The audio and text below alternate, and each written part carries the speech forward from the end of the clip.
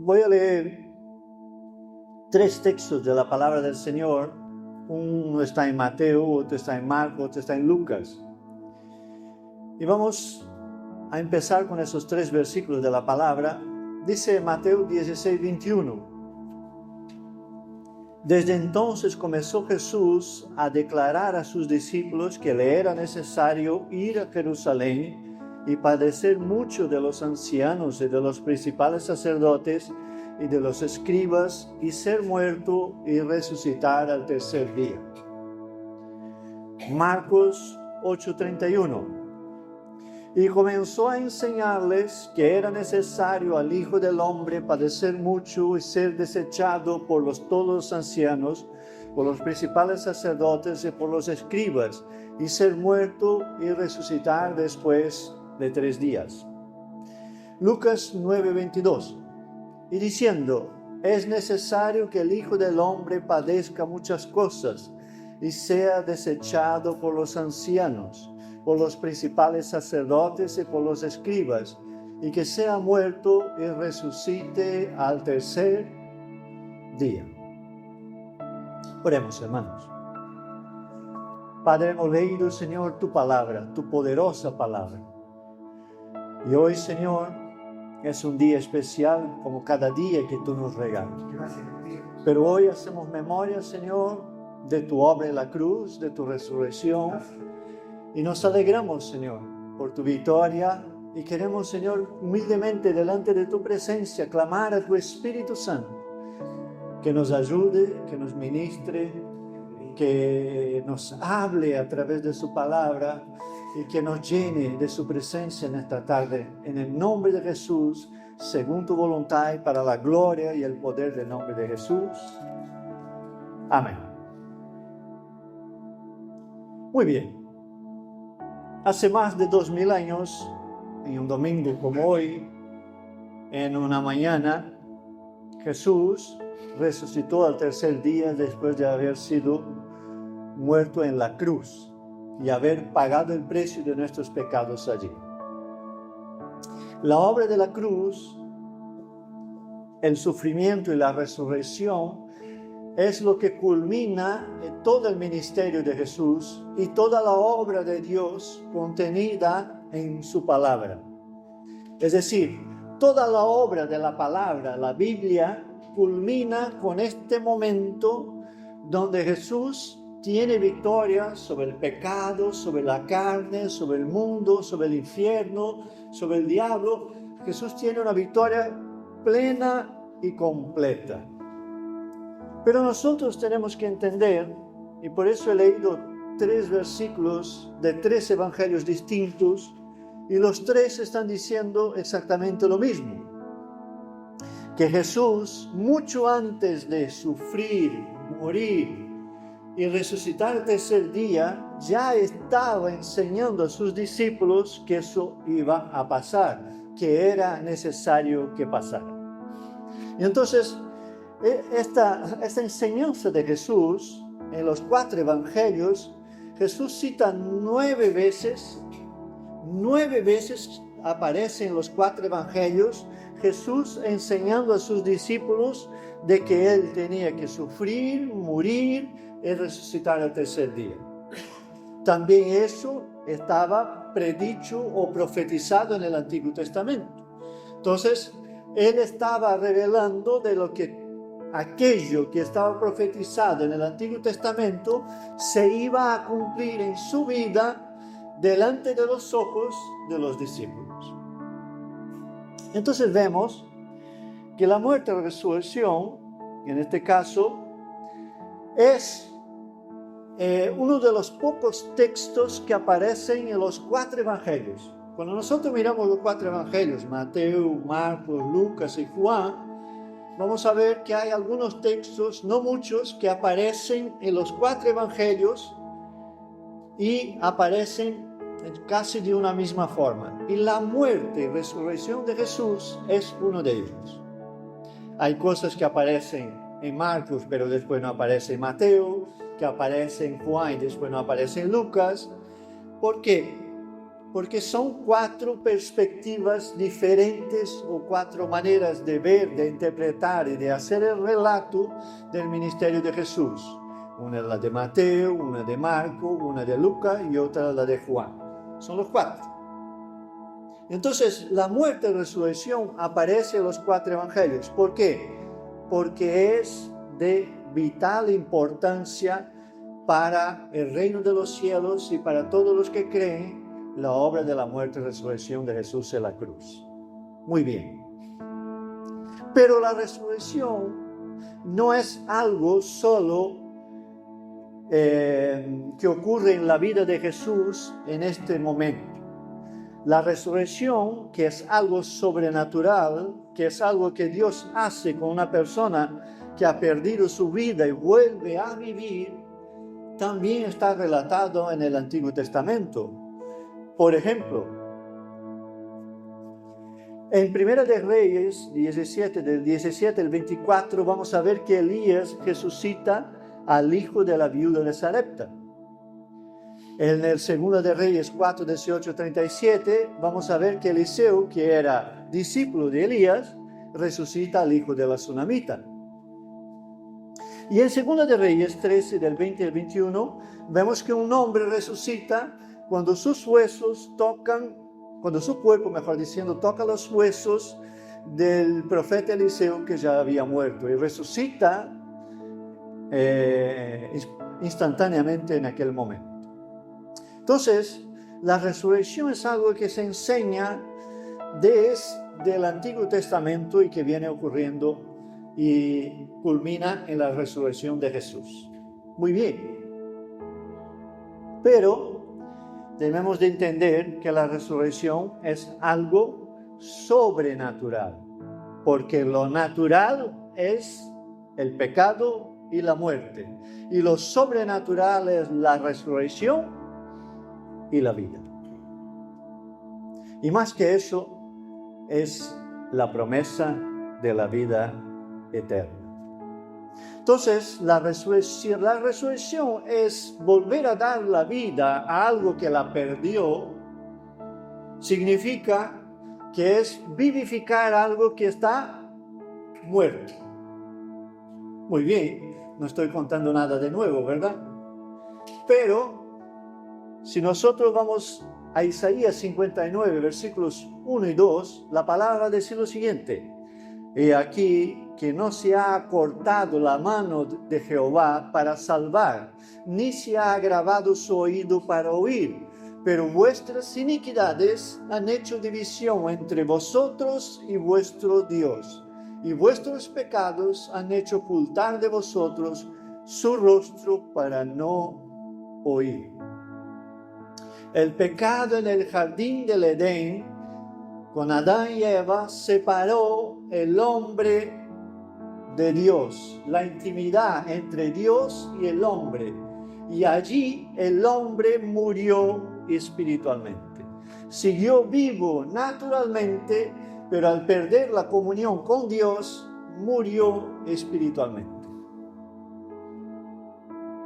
Y el hombre estuvo así, en esta condición, hasta que vino Jesús para salvar y para darnos la oportunidad de la resurrección y de nacer de nuevo a través de su palabra y de la obra del Espíritu Santo. Quizá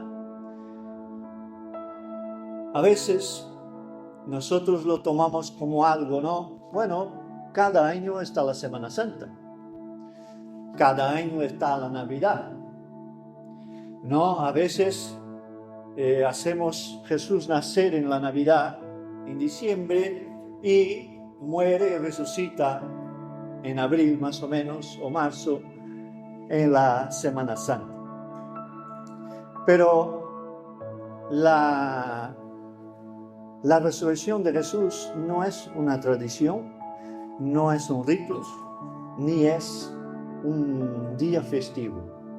La resurrección de Jesús es la obra poderosa de Dios para la salvación de todo aquel que cree.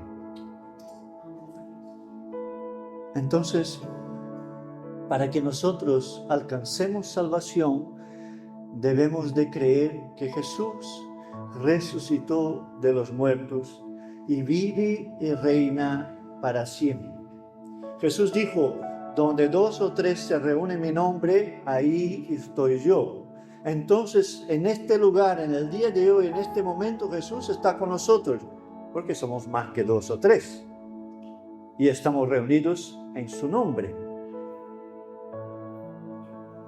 Pero la importancia de la resurrección en la vida del cristiano y del creyente, del Hijo de Dios, es tan grande que Jesús fue preparando los discípulos para este momento, hablando sobre el hecho de que iba a morir y resucitar. Y yo he citado de que 9 veces, en 9 ocasiones distintas en los 4 evangelios, Jesús habla de su muerte y resurrección.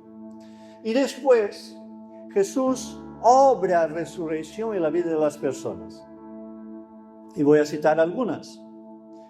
En Marcos 5, 35 al 43 vamos a ver que Jesús resucita a la hija de Jairo, que había muerto hacía nada. Y Jesús va entonces a la casa de Jairo, que era un hombre importante. Está muerta su hija en la habitación.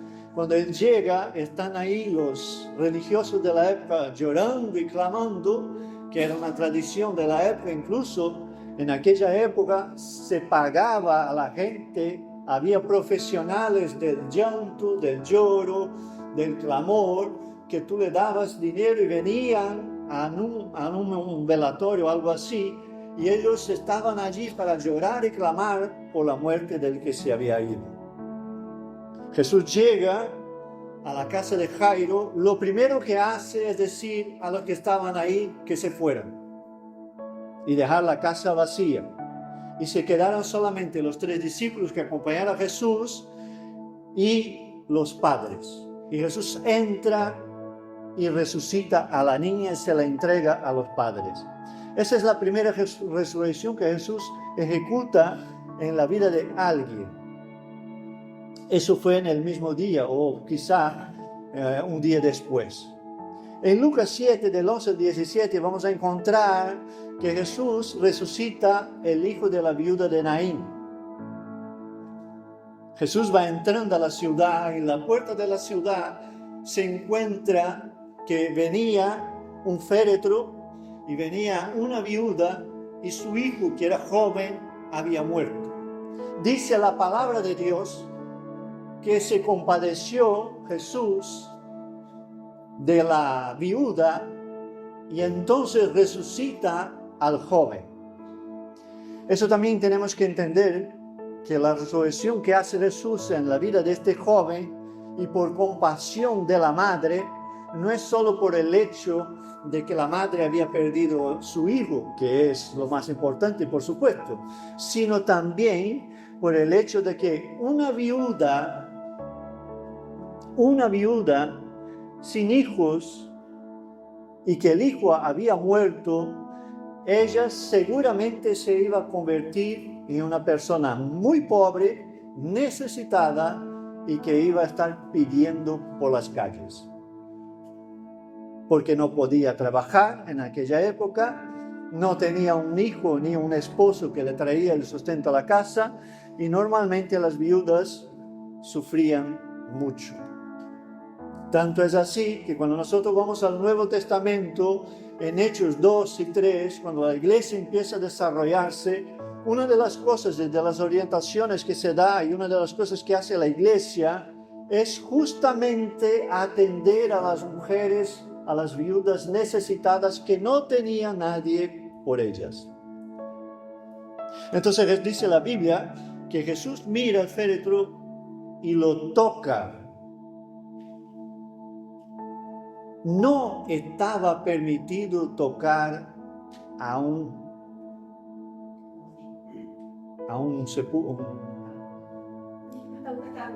al ataúd, gracias. Porque era considerado inmundo. La muerte era considerado algo inmundo. Entonces no estaba autorizado tocarlo. Pero Jesús humaniza este momento, toca el féretro del ataúd y dice al joven, levántate. Y dice la Biblia que automáticamente el joven se levanta.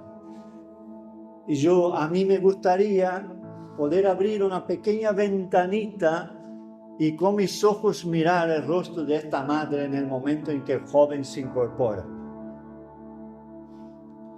Por la alegría de ver otra vez su hijo vivo y por cambiar completamente su condición. Otra situación es la resurrección de Lázaro, que ocupa todo el capítulo de número 11 del Evangelio de Juan. Lázaro era amigo íntimo de Jesús. Y aquí en el caso de la viuda de Naín, significa que ya habían pasado 1 o 2 días de la muerte y iban a sepultarlo. Pero ahora en el caso de Lázaro, dice que Jesús recibió la información de que Lázaro estaba mal y se queda en el lugar donde estaba 2 días más. Y cuando llega para resucitar a Lázaro, se habían pasado 4 días. Y entonces lo que dice Marta y María es, Señor, si tú hubieras estado aquí, Lázaro no había muerto.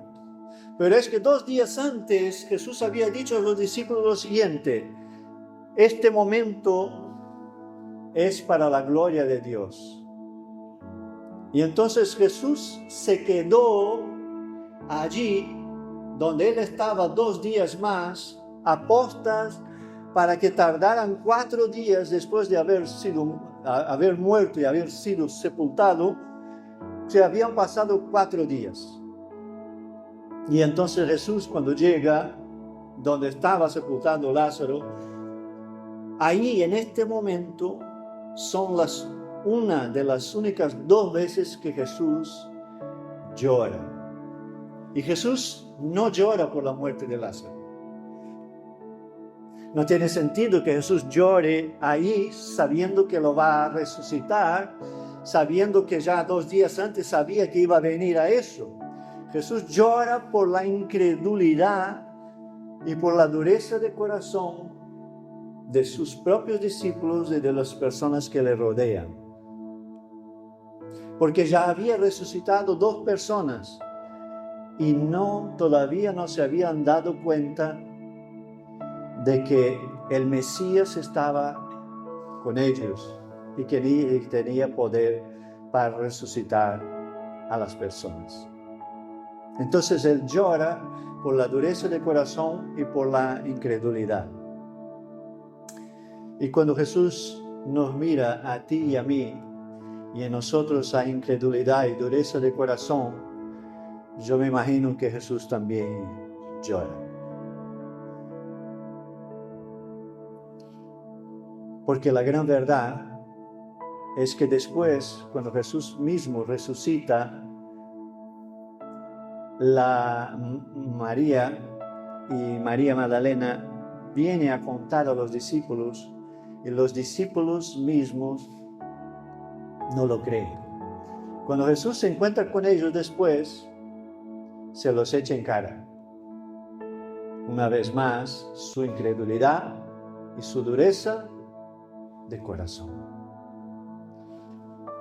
Bueno, Jesús, entonces, mirando lo que estamos hablando en esta tarde, vemos que Jesús habló sobre la resurrección, enseñó sobre la resurrección y obró resurrección en la vida de las personas. También hay resurrección en los comienzos de la iglesia. En Hechos 9, la resurrección de Dorcas, y en Hechos 20, la resurrección de Eutico, que es un joven que estaba sentado en la ventana y Pablo estaba ahí predicando, y el chico estaba muerto de sueño, se cae de la ventana de un 3er piso y muere, y Pablo viene y lo resucita. Dorcas lo resucita Pedro. Entonces la resurrección es parte de la obra y de la vida de la iglesia. Ahora vamos a leer entonces Mateo 28 a partir del versículo 1, si quieren acompañarme. Pasado el día de reposo, al amanecer del primer día de la semana, vinieron María Magdalena y la otra María a ver el sepulcro. Y hubo un gran terremoto, porque un ángel del Señor, descendiendo del cielo y llegando, removió la piedra y se sentó sobre ella. Su aspecto era como de un relámpago, y su vestido blanco como la nieve. Y de miedo de él, los guardias temblaron y se quedaron como muertos.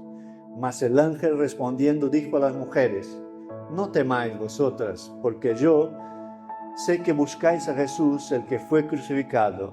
No está aquí, pues ha resucitado, como dijo. Venid y ve el lugar donde ha puesto el Señor. E id pronto y decid a sus discípulos que ha resucitado de los muertos. Y he aquí va delante de vosotros a Galilea, allí le veréis. He aquí os lo he dicho. Entonces ellos, saliendo del sepulcro con temor y gran gozo, fueron corriendo a dar las nuevas a sus discípulos. Y mientras iban a dar las nuevas a los discípulos, he aquí Jesús les salió al encuentro diciendo: salve. Y ellas, acercándose, abrazaron sus pies y le adoraron. Entonces Jesús les dijo: no temáis, id, dad las nuevas a mis hermanos para que vayan a Galilea y allí me verán. Muy bien, ese es uno de los 4 relatos de la resurrección de Jesús que está en Mateo. También hay uno en Marcos, Lucas y Juan. Pero ahora vamos a hablar no solo de la resurrección del cuerpo, sino de la resurrección o del nuevo nacimiento del alma. Porque la gran conquista de Jesús en su resurrección y su victoria fue el hecho de darnos la oportunidad de poder tener una nueva vida. Yo no sé tú, pero yo puedo hablar de mi vida antigua y de la vida que yo tenía antes de conocer a Jesús. Y de que la obra de Jesús en mi vida me dieron la oportunidad de nacer de nuevo y ser una nueva criatura. Y para nada anhelo o extraño la vida que tenía antes. Me alegro de que Jesús hubiera entrado en mi vida y yo hoy pudiera tener y vivir en novedad de vida. Es que a veces, hermano, nos olvidamos la vida que teníamos antes. Y nos olvidamos de la vida que teníamos antes de conocer a Jesús.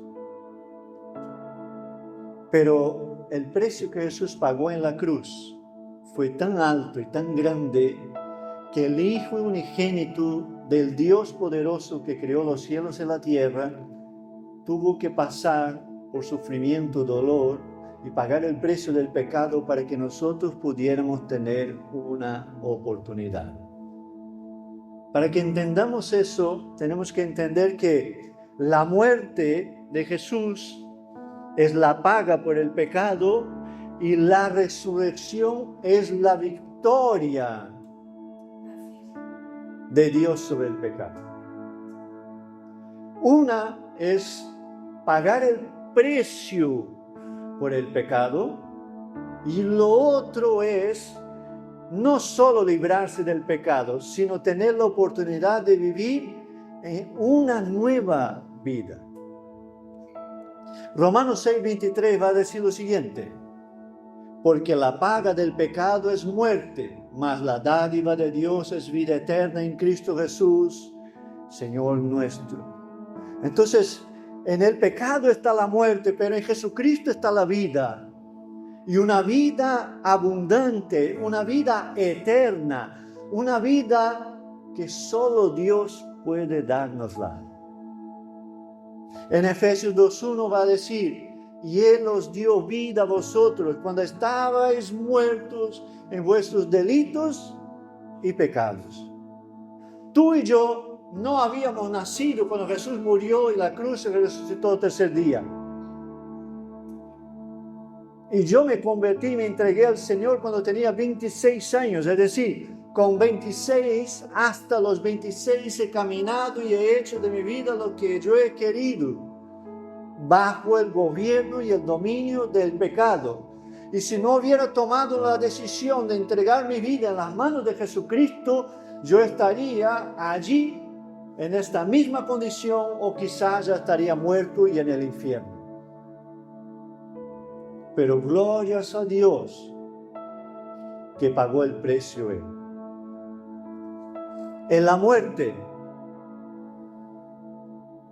Él pagó la deuda que era contra ti y contra mí. Te pregunto una cosa, hermano. Cuando tienes un recibo que pagar y no tienes dinero para pagarlo, ¿te agobias un poco? ¿O tú eres de los que pasan? No, nos agobiamos, ¿no? Y empezamos a tocar puertas, escribir, llamar y buscar una manera de pagar el recibo, la factura que es contra nosotros.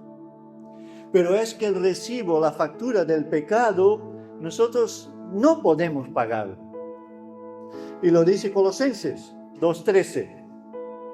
Y a vosotros, estando muertos en pecados de la incircuncisión de vuestra carne, os dio vida juntamente con Él, perdonándoos todos los pecados, anulando el acta o la factura o el recibo de los decretos que había contra vosotros, que nos era contraria, quitándola de en medio y clavándola, ¿dónde?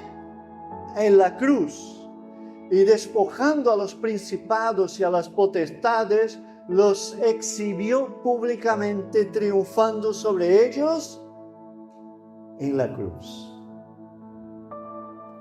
Cuando tú vas por la calle caminando y vas guardado y protegido y no te pasa nada, o cuando tú vas de viaje, vas y vuelves seguramente, o cuando tú incluso en las situaciones de la vida muchas veces te das cuenta después de haber pasado un tiempo de que Dios te ha librado de algo gordo, pero te enteras después que ya pasó, es cuando nos damos cuenta de que la victoria de Jesús fue pública, triunfante en la cruz sobre principados y potestades.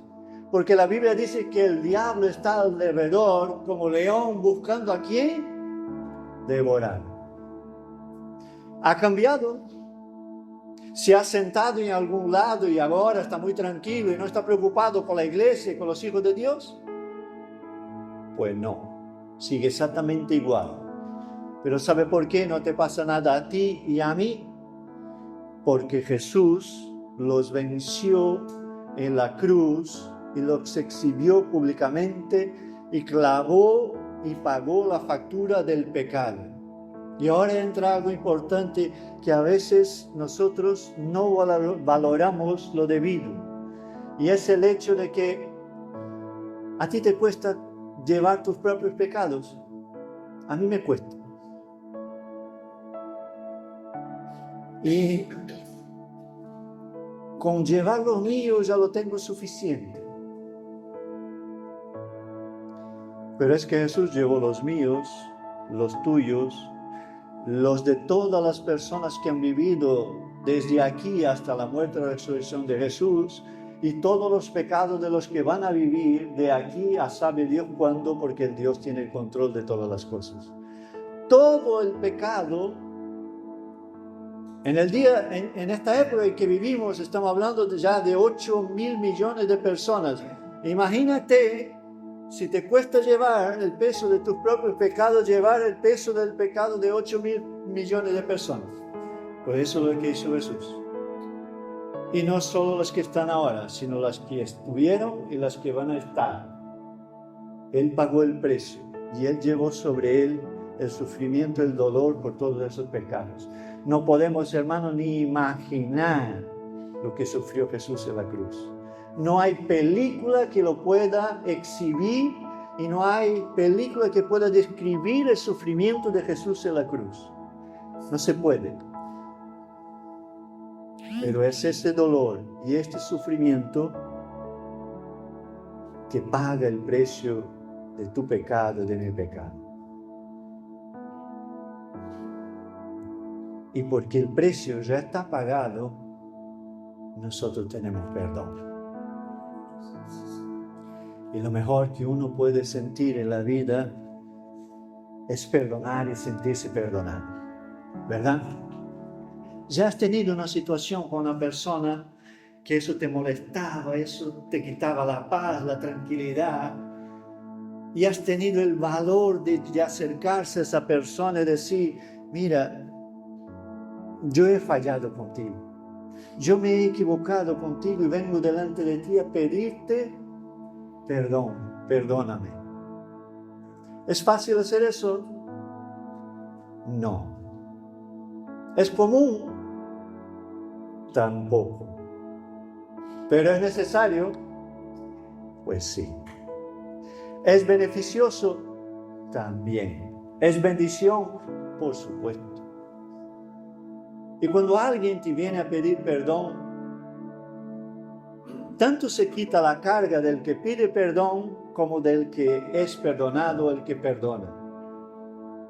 Y si eso ocurre entre nosotros que somos fallos, débiles, mucho más es sentirse perdonado por el Creador de todas las cosas. Entonces, nosotros, a través de la resurrección de Jesús, recibimos victoria y perdón.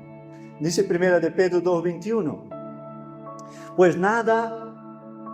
pues para esto fuisteis llamados, porque también Cristo padeció por nosotros, dejándonos ejemplo para que sigáis sus pisadas, el cual no hizo pecado, ni se halló engaño en su boca. Es decir, Jesús no pecó, murió santo y justo. La carga del pecado que llevó fue la nuestra. Pero va a decir, 1 de Juan 5:4, lo siguiente: porque todo lo que es nacido de Dios vence al mundo. Y esta es la victoria que ha vencido al mundo, nuestra fe. ¿Quién es el que vence al mundo sino el que cree que Jesús es el Hijo de Dios? Entonces, nuestra victoria está en la resurrección. Y el día de hoy no es un día festivo, no es un día de la Semana Santa, sino que es un día de la victoria de Dios sobre el pecado, el infierno, la muerte y la carne. Y esta victoria nos da posibilidad de vivir una vida nueva y nacer de nuevo y vivir una vida en Cristo y volver a tener la intimidad con Dios.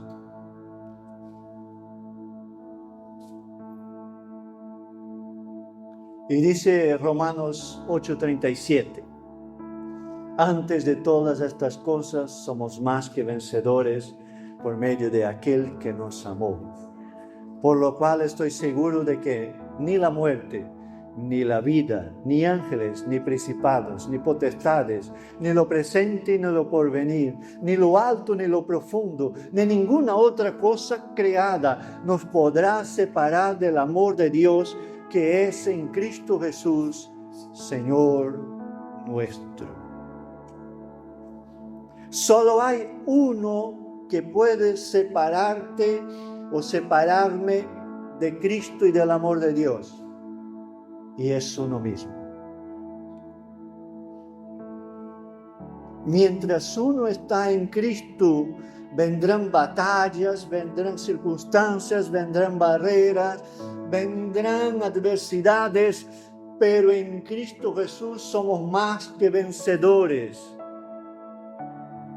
¿A qué tú has vivido? Y seguramente yo he vivido situaciones en que después de vencerlas, sabiendo de que ha obrado Dios en nuestras vidas, nos miramos atrás y miramos las circunstancias y decimos, es que no sé cómo he vencido esa situación, es que no sé cómo he pasado este tiempo, es que no sé cómo he salido de este boquete. Y lo mejor es mirar y ver que no ha sido con mis propias fuerzas ni con mi capacidad, sino que ha sido Dios quien obró en mí. Dios quien obró en ti, Dios que obra en nosotros. Por eso, el día de hoy, domingo de resurrección, es domingo de victoria. de recordar que somos más que vencedores en Cristo Jesús, Señor nuestro, y de saber que Dios ha pagado un precio muy alto para que pudiéramos tener esta oportunidad. Por eso creo que debemos de ser agradecidos. Y termino con este versículo diciendo, Romanos 8, 16 y 17 dice, el Espíritu mismo da testimonio a nuestro espíritu de que somos hijos de Dios. Y si hijos, también herederos, herederos de Dios y coherederos con Cristo, si es que padecemos juntamente con Él, para que juntamente con Él seamos glorificados. Quien nunca ha tenido padecimiento en su vida, que levante la mano. Todos los hemos tenido, estamos teniendo o incluso lo vamos a tener. Pero eso no se compara con lo que tiene preparado Dios para nosotros en victoria en esta vida y en la vida venidera. Porque, hermanos, ya dijo Pablo, si nuestra fe es solo para esta vida, somos los más miserables de los seres humanos. Cuando nosotros dejamos de mirar al cielo y a la vida eterna, nuestra fe se convierte en algo muy superficial. Pero si miramos a la cruz y a la resurrección de Jesús, podemos decir que la tumba está vacía, que nuestro Dios ha resucitado y vive y reina para siempre, y que tiene para nosotros vida eterna. Yo me acuerdo cuando tenía 18, después 30, después 40, y ahora ya voy por los 55. Y seguramente tú vas a estar de acuerdo conmigo. El tiempo pasa muy rápido, ¿verdad?